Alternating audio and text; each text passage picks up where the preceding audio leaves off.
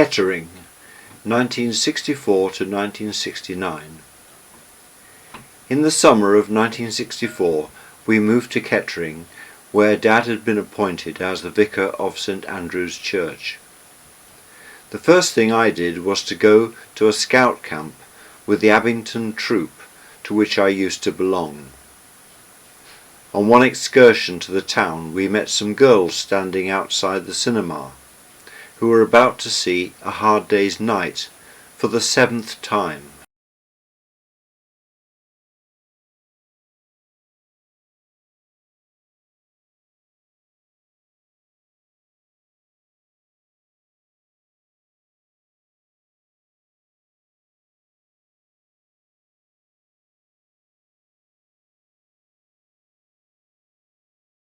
After Kathleen's baptism, with all the family assembled, we took the opportunity to produce a tape recording of messages to be sent to Uncle Charlie, who had recently emigrated to Australia.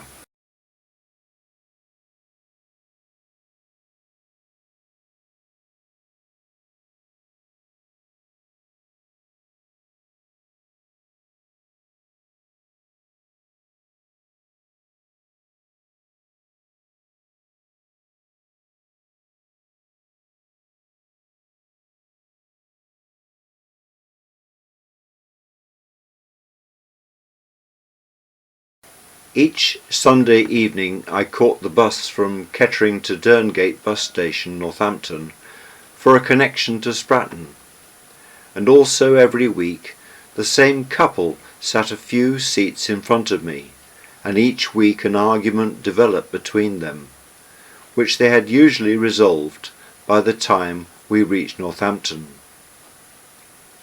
It was quite sad leaving Kettering at dusk as the bells for evensong rang. I had to wait about an hour at Derngate for the Stratton bus. One day I met Grandpa Whiteman there as he was making his way home after a meeting. A tramp, for whom Grandpa had bought a mug of tea, threatened me because he thought I was staring at him. The bus delivered me to the main road, from where I walked down to Stratton village by torchlight.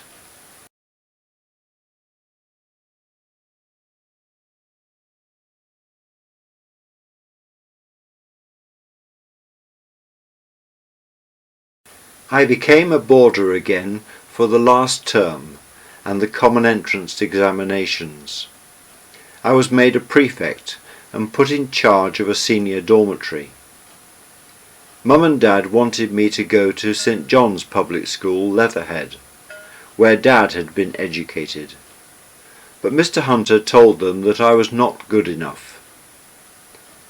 The exams came and went, and it was found that I had obtained 76% in geometry, 82% in arithmetic, and 96% in algebra.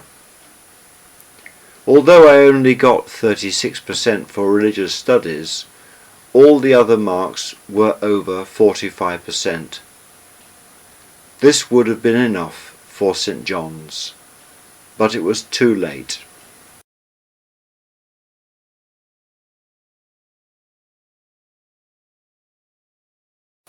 In January 1965, I took the train from Kettering to Wellingborough for my first day at the town's public school. There was an older boy at the station, to whom I said hello and put out my hand. He simply looked down at me and said nothing. A week before, Dad had taken me to the school for an induction day, where we met the new headmaster. In conversation, Dad suggested to him, in jest, that we, the headmaster and I, were both new boys. He seemed to take great offence at this. The whole experience for me was something of a culture shock, as I soon learned that public school boys were supposed to be, and therefore act like young gentlemen, and so playing was no longer permitted. We wore suits, and boaters when in town, and were required to walk everywhere in the school grounds, and when in uniform outside the school. Come back, Mr. Hunter, and Spratton Hall School. All is forgiven.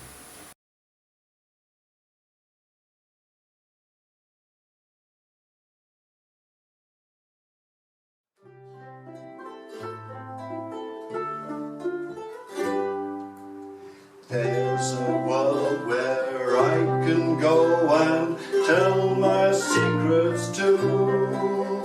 In my room, in my room, in my room, in my room.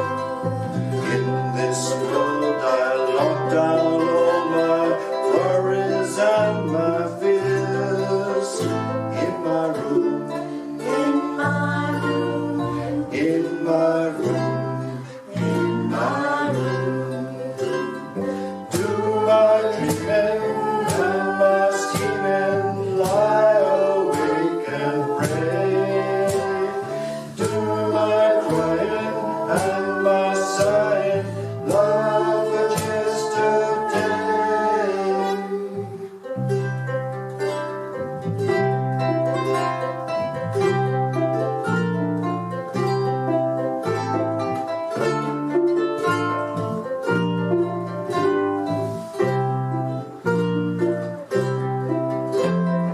Do my dreaming and my scheming, lie awake and pray.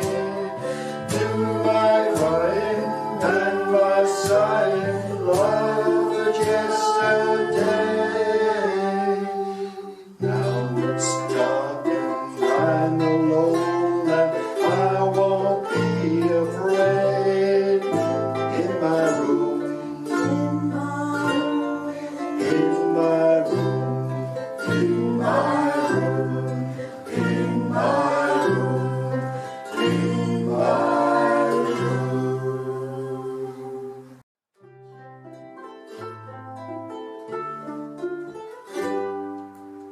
There's a world where I can go and tell my secrets to.